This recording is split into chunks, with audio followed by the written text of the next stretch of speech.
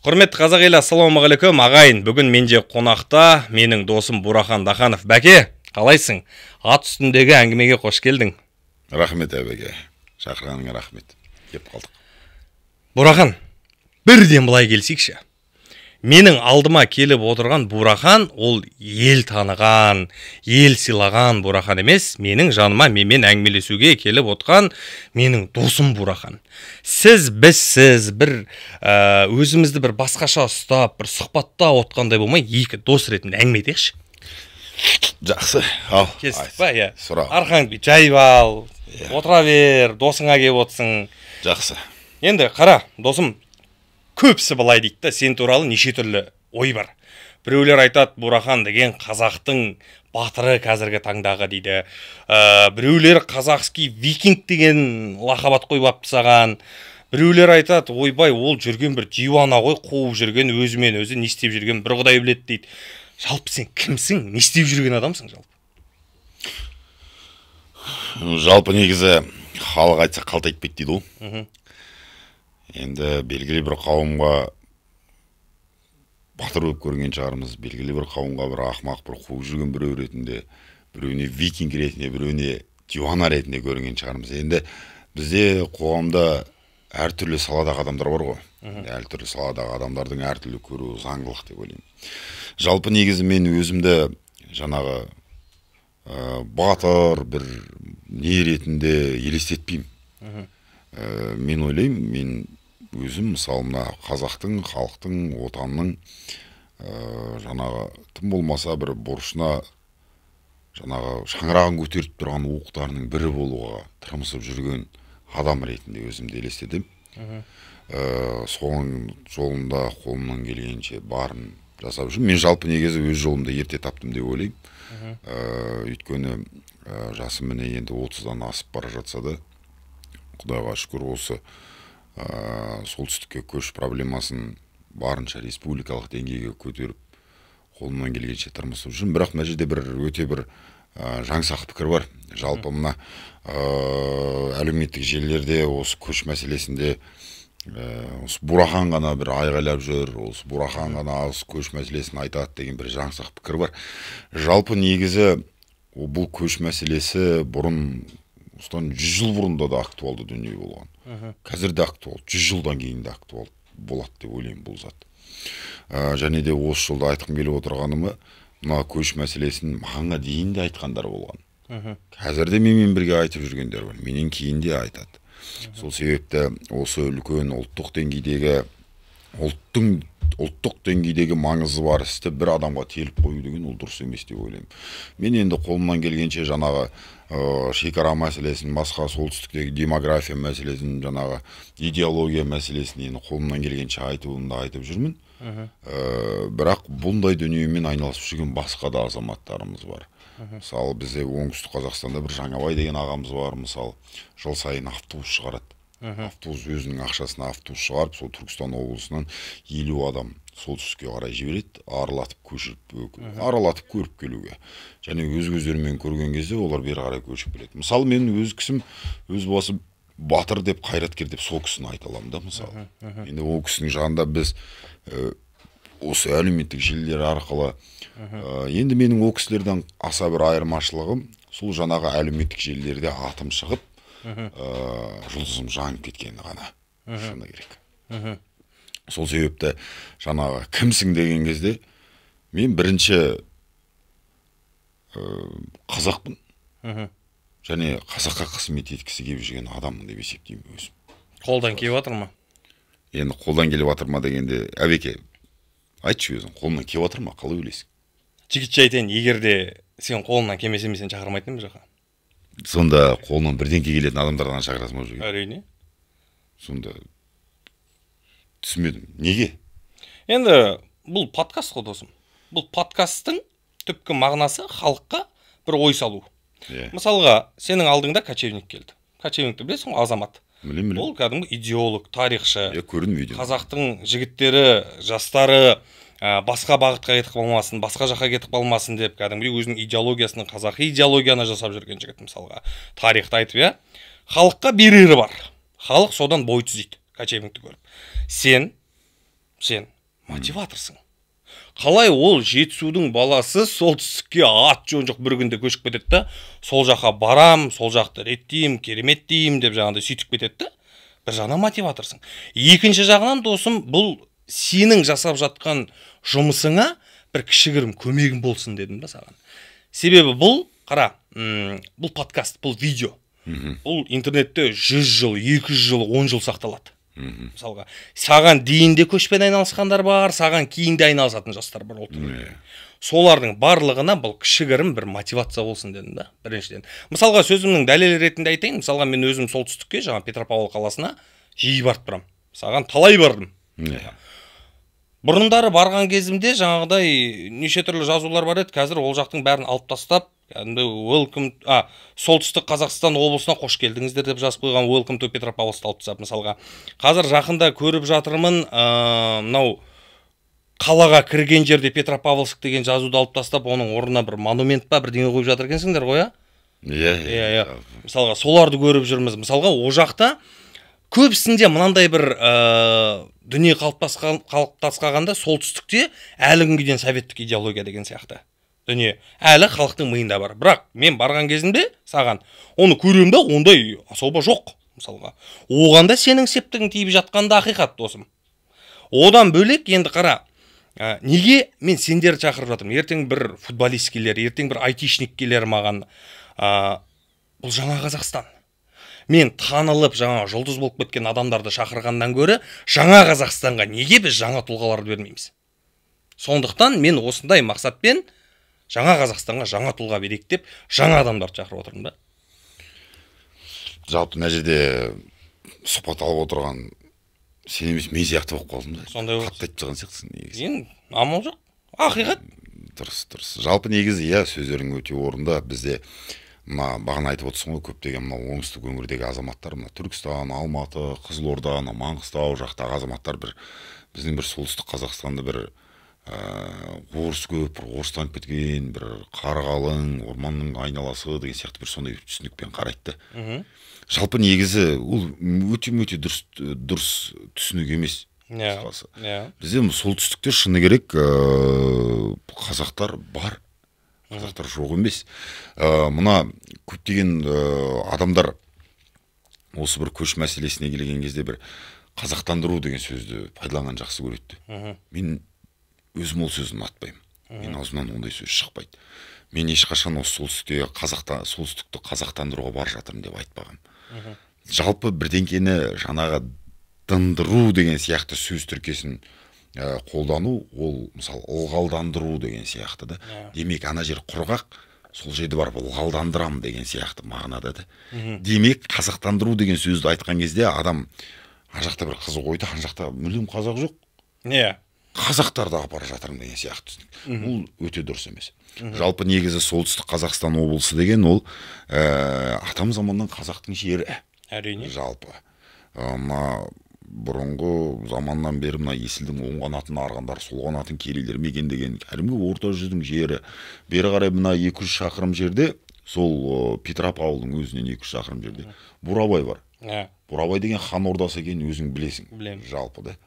Негізі біздің енді ата-бабамыз көшпенді болған, жаңағы мал шаруашылығымен айналысқан және малының ыңғайына байланысты, мысалы жазда жайлауға, қыста қыстағына, күзде күзеуіне, көктемде көктеуіне барып отырғанда. Жалпы мен ойлаймын, біздің мына солтүстік жақ негізі бір жайлаудың рөлін атқарған деп ойлаймын да мен. Мен де солай ойлаймын. Өйткені бар ғой, біздің енді досым, енді келдің ғой сен, қанша рет келдің біздің солтүстікке. Орманында да бар. Ішің пысса шақырып ала беретін ғой мені. Рахмет, негізі жалпы келіп тұрасың енді. Келіп тұрам. Шыны керек. Орманында да бардық, өзенде көрдік. Наурызында көрдің. Одан кейін жаңағы қойларды ойнатып ек, жасадық. Соған рахмет енді. Айтпақшына, көп адам түсінбей тұрған шығар. Осыдан 2 жыл бұрын мен солтүстік Қазақстан облысында, Петропавл Қызылжар қаласында бір наурыздың бір бұрышын жасадық біз. Бір үлкен тойдың бір площадь, бұрыш площадьін алып, сол жерде біз әдемі керемет бір наурыз жасадық. қазақтың бір жаңағы төрттілігінің бәрін алып есінде бар ма? Бұзау, сиыры, құлынды, бие, жаңағы түйесі бар, қойлар, ешкілер. Сол есімде бар. Енді бірінші рет істеп атқан кезім ән жерде. Мынаны шақырып алғам, әбеке келші, бір көмегің тиіш деп. Бұл бақсы айдаладан келді. Алматыдан. Петропавлға келіп.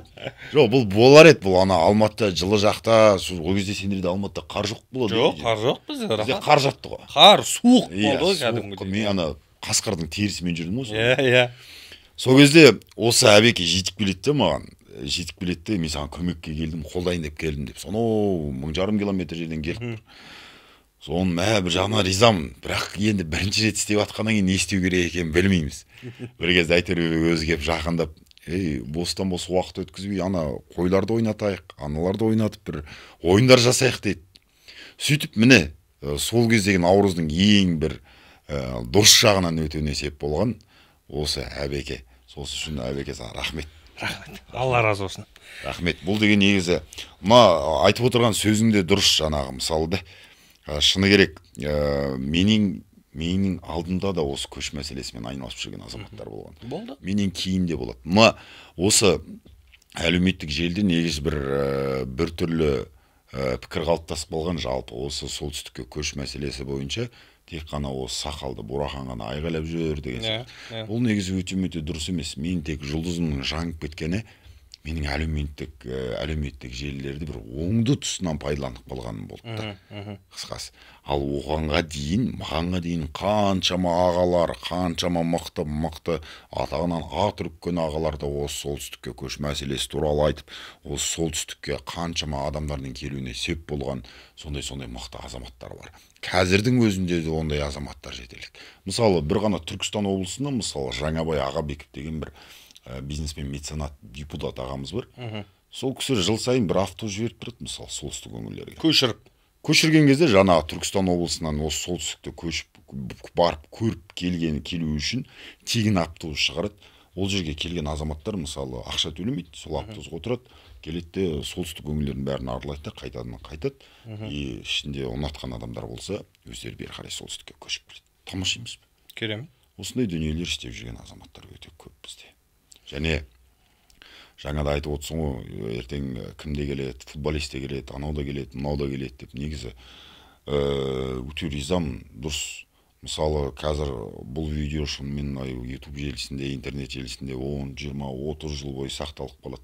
Мысалы, бізден кейінгі ұрпақ қарап, мысалы, солтүстікке көш сияқты дүниелерді реттегісі келсе, осы видеолардың бәрін зерделеп қарайды ғой. Әрине. Сол кезде ол тым болмаса кішкене, кезінде мына сақалды былай істеп еді, одан нәтиже болмады. Демек, кішкене былайрақ істеп көру керек шығар деген сияқты ойлар пайда болды. Мүмкін. Сенің жалпы көште жүрген кезіңде, жалпы, сенің жіберген қателеріңді олар жасамау, және сенің жасаған жақсы дүниелеріңді одан да керемет қылып арттыру ғой негізгі мақсат. Дұрыс. Жалпы енді көш деп атсың бағанадан бері көш. Негізі осы бар ғой. Бурахан Даханов деп енді достарыма біреулерге айтамын ғой. Анау сақалы ұзын жаңа солтүстікке көшіретін жігіт емес па деп айтады да. Енді жалпы көшің қалай сенің? Жүріп жатыр ма? Біріншіден, екіншіден менің жалпы ойым солтүстікке көшіп бару үшін өзінің жылы жерінен деп айтайыншы жаңағы. Көшіп бару үшін бұл жақта жаңа жұмыс істеп, ақша табамын деп, басқасын бәрін алып былай ысырып қойғанда, мына жерінде бір ұлтжандылық болу керек сияқты адамда. Ол да менің жерім ғой. Ол да қазақтың даласы ғой. Менің жерім болғандықтан мен ол жерде емін-еркін өмір сүруге құқығым бар деп көшіп бару керек сияқты. Мына жағында бір патриоттық сезім болу керек сияқты. Жалпы бұл патриотизм, ұлтжандылық деп жатырмыз, көшу деп жатырмыз. Осының барлығына, сенің көшіңе, сенің жасап жатқан дүниелеріңе үкіметтен бір қолдау бар ма? Жалпы жаңағы сұрағың сенің солтүстікке көшіп баратын азаматтар осындай болу керек, жаңағы ұлтжанды болу керек, ұлтын сүю керек, сонда бір шынымен орнығып қалады деген сияқты айтып жатсың ғой. Жалпы менің үйімнің аты Тәуекел. Мысалы, Тәуекел. Мен былай деп ойлаймын. Мысалы, Тәуекелді тек бір рухы бар адам ғана жасай алады деп ойлаймын да. Рухы өшіп қалған, өзімен өзі сондай бір жүрген адам ол тәуекел жасай алмайды деп ойлаймын. Сол себепті бізге тек тәуекелшіл рухты азаматтар көшеді деп ойлаймын. Бірақ тағы бір айта кетерім. Жаңағы сен айтып отырсың ғой, сондай ұлтшыл бір ниетімен барса екен, жаңағы ұлтжандылық бір пиғылмен барса деген сияқты айтып отырсың ғой, бірақ мен басқаша қараймын. Өйткені мысалы екеуміз патриотпыз да, бірақ басқа адамның патриот болуын біз талап ете алмаймыз да. Әрине. Шыны керек. Өйткені әрбір адам ол индивидуум. Мысалы солтүстікке көш мәселесі бойынша жақсы, мен өз басым мысалы ұлтшылдыққа салынып ұрандап кезінде ана Жириновскийдің видеолары шығып атты, Зюганов дегендердің видеолары, сол Жириновскийлардың видеоларын көріп фейсбукқа бір пост жазғым келді де, ойбай солтүстік ол мыналар осылай деп атыр, анау мынау деген сияқты, солтүстікке көшу керек деген сияқты сондай бір пост жазғым келді енді. Бірақ фейсбукқа қарап отырсам, көп адам сол кезде сондай нәрселер жазып атты да. Бірақ мен сол кезде тоқтап қалдым, жазған жоқпын. Бірақ бір күн қараймын, 2 күн қараймын, 3 күн қараймын, бір кезде 4 күннен кейін ана жаңағы әңгіме ұмытылып, фейсбуктағы ағайындар басқа бірдеңкені жаңағындай талқылап жатырмыз да. Сосын мә дедім, мынау Советі қалды ғой деп, қалдырмас үшін не істеу керек дедім де, сол кезде келген шешім болатын осы. Сол кезде менің жүрегімде біреуді үгіттемес бұрын өзім барып үлгі көрсетейін. Мен көшіп бардым, міне. Суық па, суығын көрдік, өлген жоқпыз, аман есенбіз.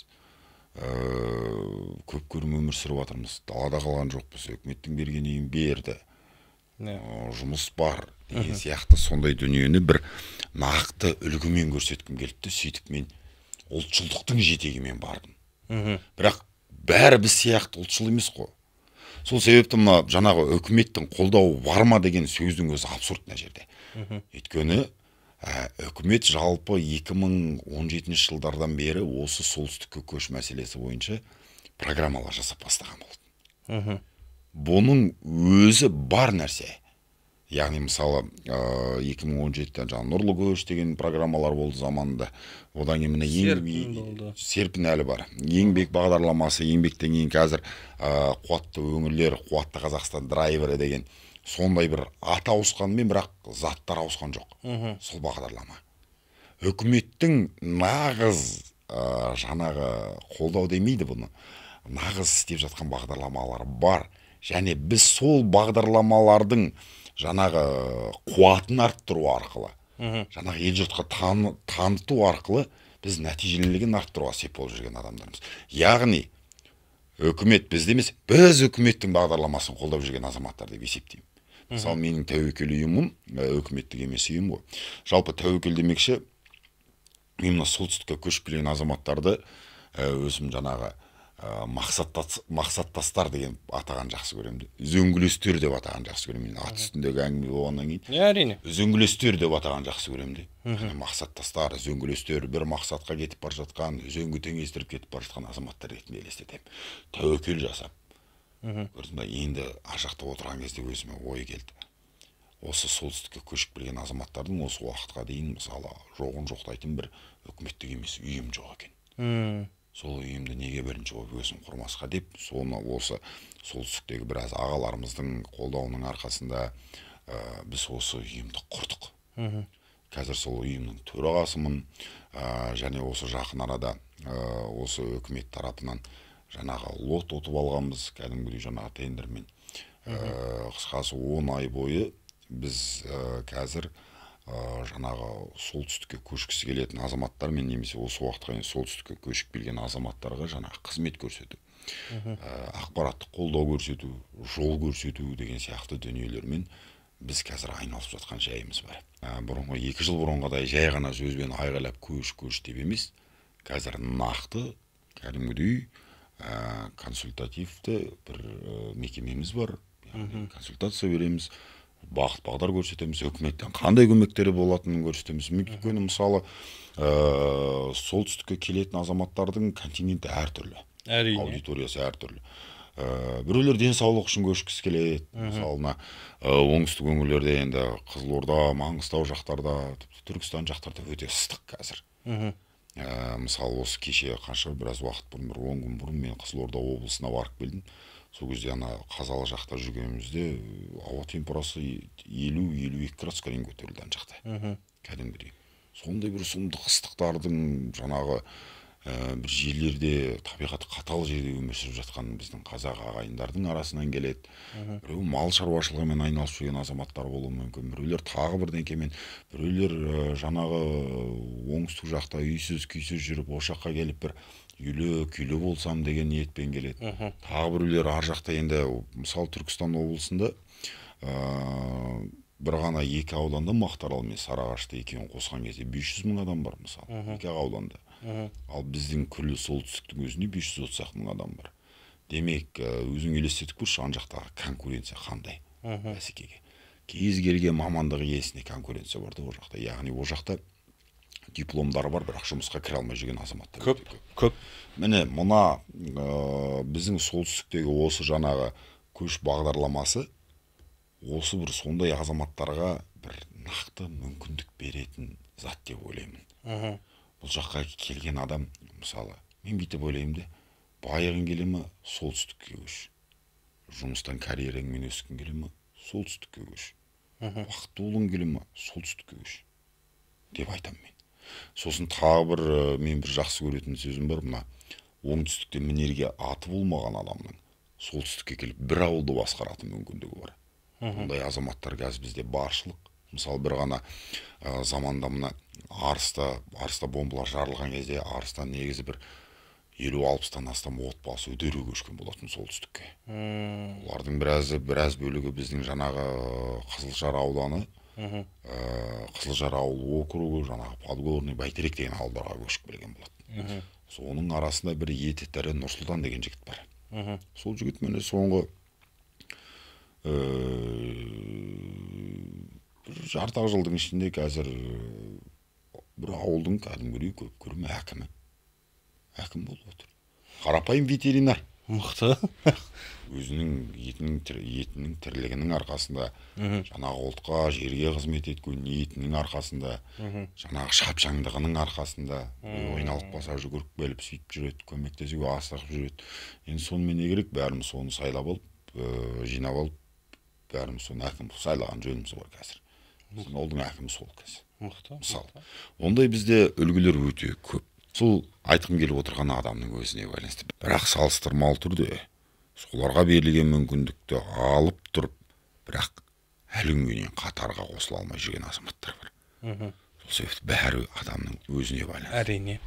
Мысалы, менен сұрайды, солтүстікке көшің қалай жүріп жатыр? Біреулер жаңа тістеп айтқысы кері қайтып жатыр ғой. Иә, кері қайтып жатыр. Қайтсын. Солтүстік Қазақстан облысы ол түрме емес. Қазақстан Республикасының азаматы кез келген жерде өмір сүруге хақысы бар. Әрине. Әртүрлі адамның әртүрлі жағдайы болады. Біреуінің мысалы шыны керек, мысалы бір отбасы болатын, осыдан 2 жыл бұрын солтүстікке көшіп келді. Шыны керек, қыста қатты қиналды. Балалар шетінен ауырды. Шыны керек. Соны қиналып кетті ана кісі. Сосын айтты, мен оны сен жақпай жатыр солтүстік саған. Қайтсаш деді. Жақсы деді, үкіметтен алған жаңағы көмектердің бәрін қайтарды. Қазір оңтүстігіне көшіп барды. Бірақ қазір қайта звондап жүр. Қайттан барайыншы. Қайтадан көшкісі келеді. Шыны керек.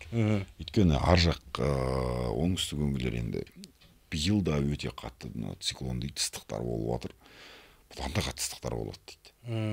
Бізде солтүстікте қоңыр салқын, аптасына 1-2 рет жаңбыр жауады.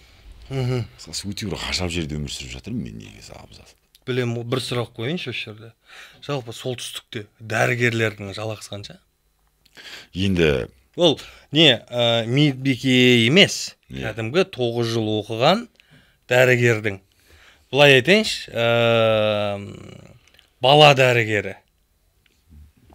Жалпы негізі Қазақстан Республикасы бойынша мұғалімдердің жаңағы құқық қорғау қызметкерлерінің және дәрігерлердің негізі жалақылары бірдей болу керек. Бірақ бізде сол бірақ бар ғой. Иә, солтүстік Қазақстанда дәрігер өте тапшы. Жалпы негізі егер жаңағы узкий специальность дейді, бір арнайы бір мықты сұраныстағы мамандар келетін болса, үкімет жағынан жаңағы көшіп келуші ретінде көмектер беріледі. Онымен қоса біздің облыс әкімдігі тарапынан да көмектер, және министрлік, денсаулық сақтау министрлігі тарапынан да көмектер беріледі. Яғни мысалы бір азаматтың отбасын білем, солтүстікке көшіп келді, үкіметтен жаңағы біздің тарапымыздан да көмектер алынды, жаңағы көшіп келуші ретінде жайғана. Және министрлік тарапынан да көмектер берілді.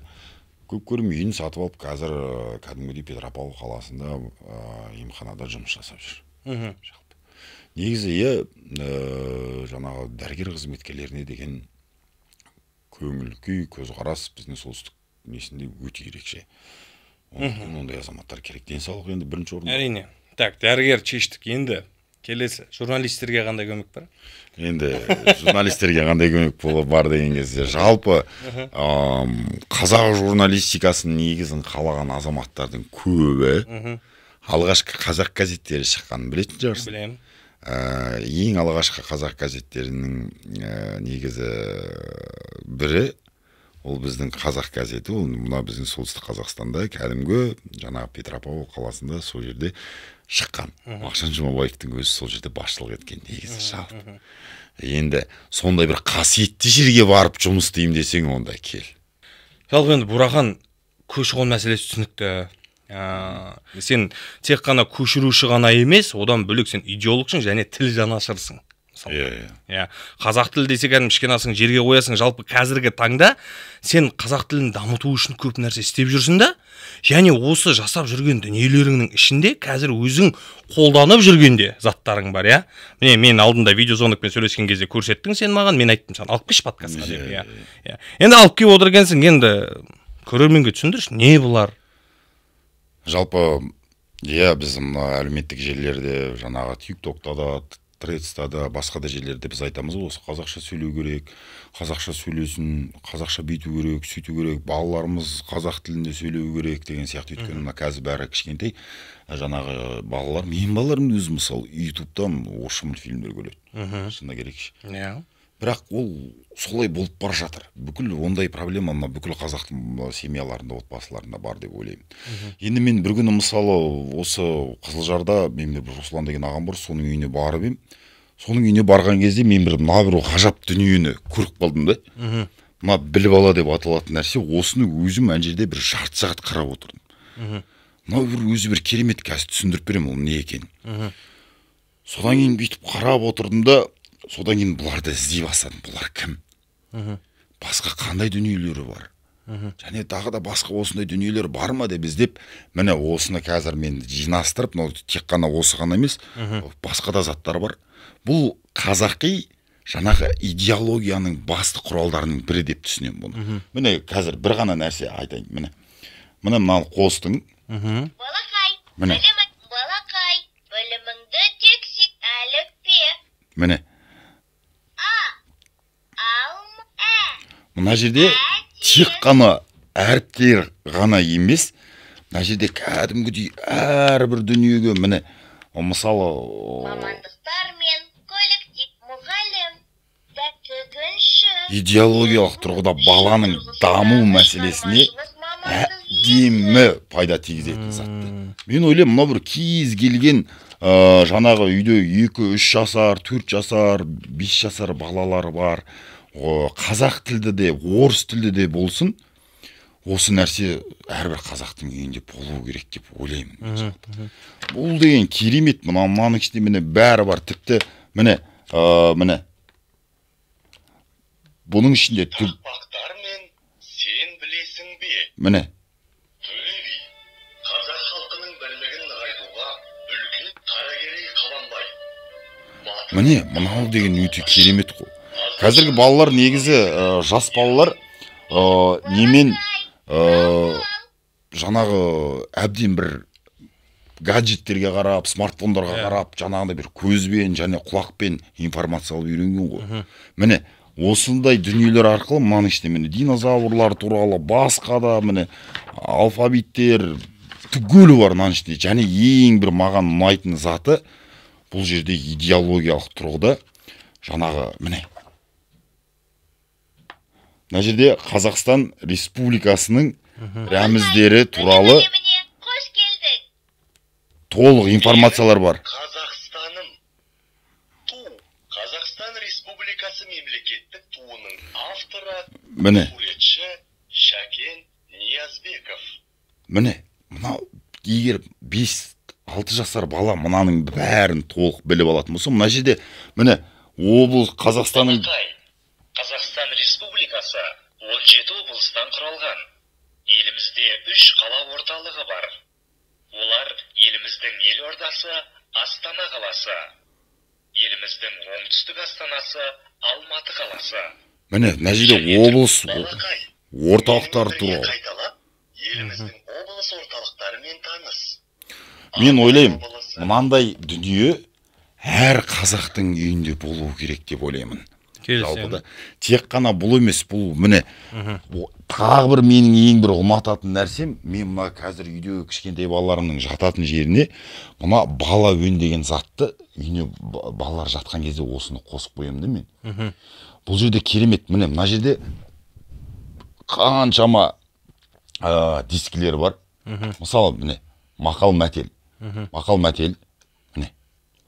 Осы алып әрбір дискі міне 86 диск бар ішінде. Әртүрлі қазақ ертегілері, жаңылтпаштар, міне мақал мәтелдер міне.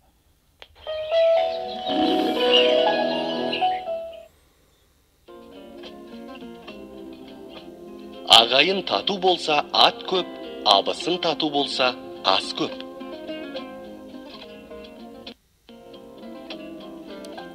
Алтау ала болса ауыздағы кетеді, төртеу түгел болса төбедегі келеді.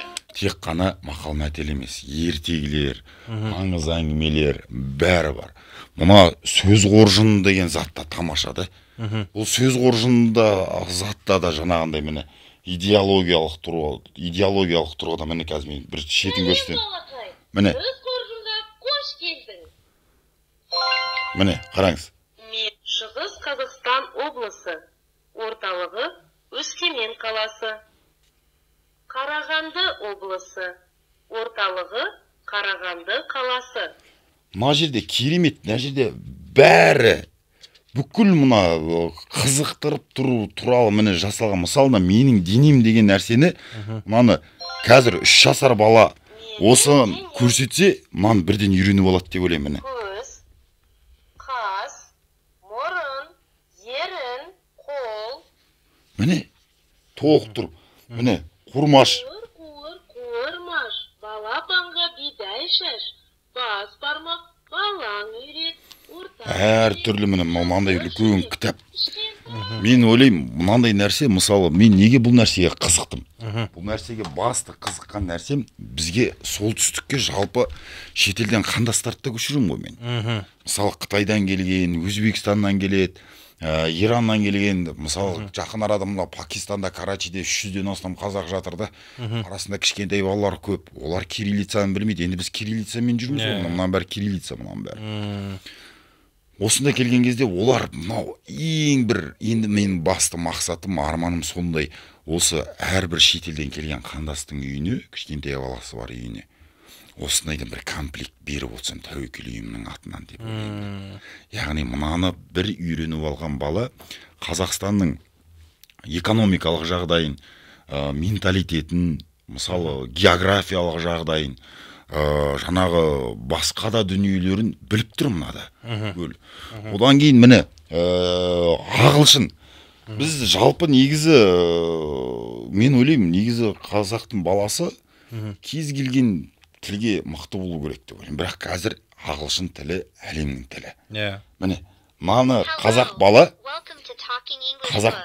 мынаны тез үйренеді деп ойлаймын мен. Міне, қара, өзің. Мысалы, міне, мына жерден қазір ағылшынша несі тұр? Бал. Бал деген доп. Енді қазақшасын үйренейік. Доп. Құс. Now, let's learn English. Bird. міне, қазақша, ағылшынша. Мына жерде міне, мынаны біраз оқыған бала ағылшын тілін тым болмаса бір сәл-пәл болса да уже үйреніп алып тұр. Міне мынада, міне. Older brother. Eyebrow. Head. Енді қазақшасын үйренейік. Қас, бас. Міне. Одан керемет емес пе? Керемет, иә. Бұл ғана емес, міне. Ең маған ұнайтын нәрсе, мен мысалы мына нәрсені көшеде ұстап алып жүргенін жақсы көремін. Көшеде ана кішкентай балалар, тағы бірдеңелер көріп қаламын, жаңа таныстардың. Сол кезде міне, мынау не деймін? Піл ғой. Сосын енді піл деп айтады, міне. Піл.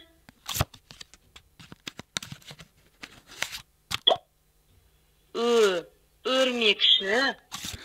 Мынаның ішінде мынандайдан 3 башка бар. Әр түрлі сөздер қазақ тілінде.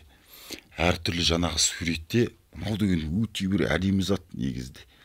Және мен ойлаймын, егер біз осы дүниелерді мысалда барынша тарататын болсақ, мына қазақтың балалары біраз нәрсені біліп шығады. Өйткені іргетас деген ол өте маңызды. Әрине. Ең басты іргетас. Және мына іргетас өте керемет болар еді. Сол себепті мына жас жігіттер мынаны жасап атқан. Осы өзіміз сияқты, сен сияқты, біз сияқты жас жігіттер, мен соларға арнайлап тұрып, хабарласып тұрып, жігіттер сатылымдар жүрмей жатыр екен. Шыны керек. Онша сатылымдар жүрмей жатыр екен. Сол кезде айттым, жігіттер, мен енді қолымнан келгенше сендерге жаңағындай қызмет қылайын, таратсайын осы дүниені. Барынша жаңағы әрбір балалар білсін. Қазір мысалы сабақ оқитын уақытта жақындап келе жатыр. Көбіміздің балаларымыз садикке барады, көбіміздің балаларымыз жаңағы 1-ші классқа барады да, соларға осы нәрсе таптырмас құрал деп ойлаймын. Сол ана жігіттерге айттым да, жігіттер, мен барым салып, енді осы уақытқа дейін көш деп жүріп, біраз жерге таралып қалдым, танылып қалдым. Осы танымалдылығымды енді осы сендерге жұмсап, осыны реклама жасап, сендердің істерін жүргізуге, бір жағынан қазақ халқына қызмет етуге жұмыс жасайын деп сөйтіп хабарласып едім.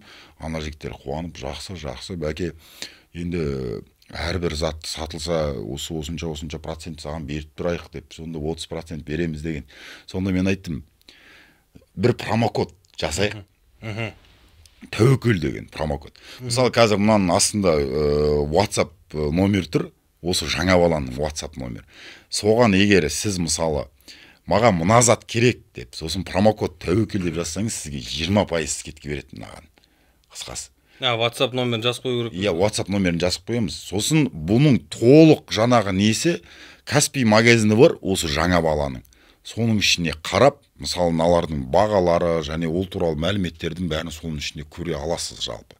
Және соның ішіне бірдеңені таңдап алыңыз да, ана WhatsApp-қа жазып, мен Бураханнан міне промокод тәуекел десең, кез келген дүниеңе саған 20% скидка береді. Міне сендерге көмегім болсын осылай. WhatsApp номер жазған үшін бізге бірдеңе бере ма? Жалпы қалжыңдаймын. Жоқ, қалжың емес. Жоқ, дұрыс. Жоқ. Тұра әбеке. Міне, саған арнайлап анау жақтан енді міне мына сөз қоржын саған менің атымнан тәуекел. Рахмет. Брат, сен неше жаста балаң? 2 жастағы балаң. Міне, саған Балауен. Осы Балауен продюсер, режиссер жігіт, бауырым, саған. Есімі Бауыржан. Бауыржан деген жігітке. Рахмет, осы Бауыржан осы нетіп жатыр. Барынша бізге көмегін көрсетіп, барынша. Қонаққа деген осы болды ғой бүгінге. Е, міне. Керемет, рахмет. Негізі, көп нәрсе жасап отырсам ғой. Енді мен бір сұрайын деп едім сенен. Қателеспесем, осыдан бір жарты жыл бұрын ба, мынау жаңағы көлікте отырып алып, темекінің түтінін бір құратып қойып, жаңағыдай видео түсіретін Бурахан емес, бір кәдімгі басқа Бураханды көрдім ба мен? Студияда, профессиональный камерамен, микрофонмен, еще соларды барып өзінің парақшаларына салып, артынан барып жаңағыдай, не болдың? Бурахан коуч болдың ба? Телеграм арна ашып, нағыз еркек болуды үйретем дедің ба? Бір, иә. Сол не болды сол әңгіме? Мен тіркелгем соның ішіне әйтеуір сен жаңа телеграм арнаңа қарап. Ол рас, осыдан бір 5 ай бұрын болса керек. Жаңағындай ана осы әлеуметтік желілерде бір көп болып кетті ғой, андай осы бір микрофонның алдында отырып алақта елге әңгіме жіберетінше. Иә. Сонымен қарап отырдым да, неге сондай бірдеңке істеп көрмеске деген ой келді. Жалпы енді азды көкті білгеніміз бар. Көп білем деп айта алмаймын, бірақ өзіміздің жаңағы өмірлік деңгейімізде мысалы жаңағы, мысалы міне осындай заттар, жаңағы қолымыздан келетін дүниелерді басқаларға үлгі ету деген сияқты дүниелерді сөйтіп мен айтқым келді. Бірақ өкінішке орай ары қарай оны жүргізуге менің шамам келмеді. Өйткені былай екен. Мысалы кез келген жаңағы бір видеодан біреу бірдеңке бүйтіп айтып отырған, микрофонда айтып отырған, сөйлеп отырған адамның инстаграмнан қарасаңыз, ол бірдеңке сатып отырады. Товар болсын, зат болсын, немесе жаңағы коуч, бір оқу, бірдеңке болсын. Ал бірақ бірдеңкені сату деген ол менің ішінде жоқ нәрсе екен де. Мен сату қолымнан келмейді екен. Мен басқа көп нәрсе келуі мүмкін, жаңа солтүстік адам көшіре аламын, тағы басқа дүниелер істей аламын да. Бірақ бірдеңкені сату деген сияқты нәрсе мен қолымнан келмейді екен. Әңгімең мынандай болып тұр ғой, алдына бір әңгіме естідім да. Былай дейді, қазір әлеуметтік желіде дейді, керемет отбасы құруды дейді, 3 рет байдан шыққан қатындар үйретіп отыр дейді. Сосын дейді, миллионер болуды дейді, өзінің артынан қарыз ағып жүрген адамдар үйретіп отыр дейді. Сен өзің көрдің, болмады, қоя салдың. Өте дұрыс істедің ба деп ойлаймын, соны ше. Жалпы өзімде сөйтіп ойлап жүрмін. Себебі сенің шаруаң басқа ғой негізі. Сол. Өйткені қазір мен бір жағынан егер ол нәрсені істеп ары қарай әкететін болғанның өзінде де ол бір дұрыс нәрсеге апарып соғатын өзім әмбе бір сенімді де болған жоқпын, шынымды айтсам. Маған бір енді ойладым, мүмкін бір ішімдегі жүрген нәрселерді айтатын шығармын деп. Бірақ сен есіңде бар шығар, сол телеграм каналдың ішінде мен осы біраз дүниелер айтқам. Білем. Еркек пен әйелдің орны деген сияқты дүниелерді де бәрін сол жерде қамтыған едім негізі, жалпы. Бірақ оны ары қарай жүргізгім келмеді. Өйткені мен өзімді бір мысалы деймде, мысалы әлеуметтік желілерде өзің отырасың ғой, сол кезде маған көп айтады, осы неге сен түрің бар, даусың бар, актер неге болмайсың, бір батырдың рөлін неге ойнамайсың деген сияқты сұрақтар көп қояды да. Сонда мен айтамын, мен батырдың рөлін ойнағым келмейді деймін де. Батырдың өмірін сүргім келеді деймін де, шыны керек. Мәселе солда. Менде мысалы егер мысалы Фейсбуктан қараса, Фейсбуктағы көптеген адамдар айтады маған, неге жазушы болмайсың дейді мысалы. Заманда өлеңде шығарған уақыттарым болды. Бірақ мен өзімді елдің есінде бір ақын немесе жазушы немесе бір актер ретінде қалғым келмейді. Мен бір қайраткер ретінде қалғым келеді, шыны керек. Қоғам қайраткері ретінде қалғым келеді. Бір нақты қарапайым таныспаныссыз, туыссыз, ақшасыз, бірақ үлкен мемлекеттің деңгейіндегі бір істің тым болмаса бір тамшыдай болса да үлесін қосқан адам ретінде халықтың есінде қалғым келеді. Менің арманым осы, шыны керек. Бұл Бурахан Дахановтың арманы. Менің арманым. Қазіргі таңда. Бұған дейін сенің арманың бұл болмаған ғой? Бұған дейін де армандар болған шығар, бірақ адамның ой санасы өресі өскенге байланысты арманның деңгейі де, оның жаңағы қалай айтсам болады, сапасы мекен, жаңағы құрамдары мекен арманның ше, солар өзгере береді екен. Мысалы, осыдан 11 жыл бұрын, 20 жыл бұрын мен мектеп оқып жүрген кезде, мысалы 11 оқып жүрген кезде, сенің арманың не деген кезде мен банит боламын дейтін. Мысалды. Ғарышкер болам деп айтты. Жоқ, мен банит болам келетін деп айтады. Мына жерде менің класстастарым нелерім болса, осының астына жаза кетіңіз, сөзіме куә болады. Банит болам келеді деп ойлайды. Бірақ мен банит болудың несін түсінбеген екенімде. Ал мен неге банит болам келеді? Мысалы, әлсіздерге қорған болғым келген шығар. Мүмкін бір әділетсіз сәттерде мысалы көмектескім келген шығар, мүмкін. Бірақ мен ол нәрсенің жаңағы басқа атауы бар екен. Жаңағы ел жұртқа көмектесу, оған қорған болу, оның бір пайдасына тию деген нәрсенің басқа да бір жаңағы атаулар бар екенін өсе келе түсіндім де. Бұл қай сыныптарда болған оқиға? Мен бір сол 10-11 оқып жүрген кезде банит болам деп армандағам шынында. 10-11 оқып жүрген кезде банит бол. Жаңағы сол уақыттарда ғой бізде рекетир, банит шығып, бәріміз қуып, бригадалар, негізі жұмонт шыққан кезде де садақ атып қуып, сондай бір идеологиялық қызық бір ситуациялар болды емес пе? Ал Сен 10-шы 11-ші сыныптағы айтып отырсың ғой. Жалпы бала бурахан қандай болды? Бала бурахан қандай болды деген кезде бала бурахан сабақты өте жақсы оқитын еді. 7-ші классқа дейін шатаспасам мен грамота алып кәдімгідей жақсы оқушылардың бірі болдым. Шыны керек. Бірақ бір 7-ден асқаннан кейін, 7-ші класстан кейін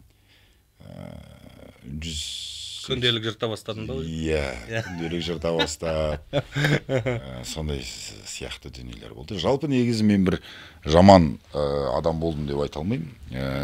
Өте бір көмекке асығып тұрған сондай азаматтардың бірі болдым. Мен мектеп оқып жүрген сәтте де жаңағы көп адамның ауыл шаруашылық мәселелеріне көмектесіп, шөбін түсіріп беріп, құдығын қазып беріп, қысқасы қорасын салысуға көмек қылып, сондай бір көпшіл адам болдым деп есептеймін. Шыны керек. Жаңағы адамның кішкентай кезінде қылықтарынан ақ өскенде кім болатыны шамамен белгілі дейді ғой. Сол алдында да бір ауылдың азаматымен үлкен ағаммен кезіккем. Сол кезде айтатын еді. Сен де бала кезде негізі осындай едің ғой. Сол адамдарға көмектесуге тырысып сөйтіп жүретінсің, әлде сондай екенсің деген сияқтыға келтірді. Шыны керек. Өзгеріс жоқ. Өмір өзгертеді ғой. Өмір өзгертеді, бірақ негізгі жаңағы адамның санасында қалып қалған дүние сол неге дейін барады деп ойлаймын, соңына дейін барады деп ойлаймын. Қазіргі дәл осы бурахан бала күндегі бураханмен кездессе қандай ақылдар айтар едің? Биткоин сатып ал деп айтатын. Ең бірінші ма? Иә. Шын, өзің ойлашы. Жоқ, мен ешқандай ақыл айтпас едім. Мен ойлаймын, дәл қазіргі уақытта сенің осы жерде отырғаның, менің осы жерде отырғаным, біздің заманымызда кішкентай бала кезіміздегі жаңағы таңдауларымыздың нәтижесі де. Содан бастап келіп таңдап келіп, сен қазір осы жерде отырсың, мен осы жерде отырмын. Мен осы жерде осы дәрежеде бурахан болып, сенің досың болып, андай үлкен бір іске басқасында жүріп, сондай осындай болған өмірмен мен разымын. Мен кезігетін болсам, мен оған бір басқа бірдеңке айт деп, басқа бірдеңке істе деп айтпас едім. Өйткені мен осы қазіргі өзімнің жаңағы жас болсам да, Құдайға шүкір, осы уақытқа дейін Қазақстанның біраз жерін аралап шықтым мен. Осы көш мәселесі мен мысалды, қазір Құдайға шүкір Қазақстанның қай қаласына барсам да, жататын жерім бар, алдымда тамағым бар, қысқасы айтқан кезде сыйлымын. Бұдан артық не керек? Әрине. Жалпы да. Міне, мен ештеңке айтпас едім. Мен осы өміріме қазіргі ризамын, шыны керек. Жалпы өзіңе ризасың ғой? Ризамын. Енді біз де саған ризамыз, досым. Келіп бір қуанттың, енді кетіп бір қуант. Енді бұл біздің соңғы сұхбатымыз емес, досым. Алла амандығын берсе, бір жылдан кейін дәл осы күні мен сені тағы да сұхбатқа шақырамын, Алла қаласа. Былай сенмен енді күнде телефондамыз, күнде сөйлесіп тұрамыз. Жалпы былай сөйлескен бөлек, өзің көріп отырсың. Мен сені шақырамын бір жылдан кейін. Сол кезде біз салыстырамыз. Қазір бурахан қандай әңгіме айтып отыр, бір жылдан кейін қандай әңгіме айтатын сол кезде көреміз. Сол кезде салыстырмалы түрде сол кездегі видеоларын қоямыз. Сен кезінде былай айтып едің ғой деген сияқты мысалға. Жалпы енді өзіңе үлкен рахмет, бауырым. Алла разы болсын саған. Айтарың болса мархабат. Жалпы негізі әбеке, рахмет саған да. Енді жаңағы ат үстіндегі әңгімеге біз аяқ астынан келіп қалдық. Ат терлетіп сонау жақтан. Енді қолымнан келгенше ішімдегі дүниелерімді айтуға тырыстым. Мүмкін айтылмай қалған жерлері бар шығар, мүмкін уақыт жетпей қалған шығар, мүмкін бір түрлі бір сондай бір сәт болмай тұрған шығар. Бірақ бұйырса келесі жолғы сұхбаттарда осындай. Бұдан да бір келелі, бір салмақты, ой тудыра алатын, ой сала алатын бір дүниелер айтатыныма өз басым сенемін. Сол себепті осындай жаңағы бір сөз бар ғой, алыстағы ұшып бара жатқан қыранды дейді. сонау жерде ұшып бара жатқан қыран бірден оның қыран екенін бірден таниды дейді. Өйткені ана биіктікке қыраннан басқа ешқандай құс жығылмайды дейді.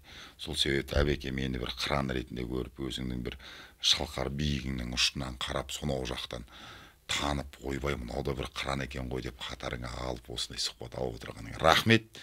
Өркенің өсе берсін, подкастыңа адам көбейе берсін. Жалпы енді біргелесіп жұмыс жасаймыз ғой. Енді бәріміздің елегеніміз бір терінің пұшпағы. Мақсатымыз бір, тек жету жолдарымыз ғана әртүрлі. Себепті саған да сәттілік ал. Рахмет. Ал ағайын, осымен ат үстіндегі әңгіме тамам. Жүргізушісі мен Абзал Ибрашев және менің қонағым Бурахан Бақанов. Бар болыңыздар ағайын, рахмет.